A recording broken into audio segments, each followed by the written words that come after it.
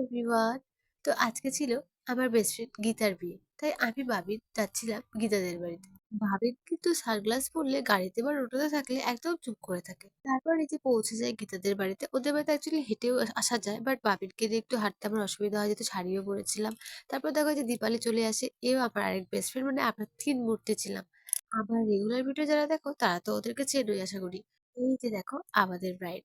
Actually ওর বিয়েটা মন্দিরে হচ্ছিল, তো আমি মন্দির যেতে পারিনি যেহেতু বাবির ছোট, আর বাবির কিছুদিন আগে খুব সর্দি জ্বর গেল, তাই আমি আর যাইনি, তাই আমি বিকেলবেলা ওর সাথে দেখা করতে গিয়েছিলাম। আর বিয়েটা হচ্ছিল ফালাকাটা মহাকাল মন্দিরে। তারপর আমরা ফটো শুটো তুলে আমরা বাড়ির দিকে রওনা দিয়ে দিলাম, আর ওরাও বেরিয়ে গেছিল, তার কারণ সন্ধ্যের দিকে নাকি বিয়ে ছিল। আর দেখো বাড়ি যাওয়ার সময় আমি কিন্তু হেঁটে যাচ্ছিলাম, স্টেশন থেকে খুবই কাছে হয়। যেতে যেতে পিউ বুনুর সাথে দেখা হয়ে গেছিল, বা সেটার ক্লিপ আমার নেওয়া হয়নি। তারপর ও আমাকে অনেকটা রাস্তা এগিয়ে দিয়ে যায়। চলো ভিডিওটা এই পর্যন্ত, দেখা হচ্ছে নেক্সট মিনিট ব্লগে।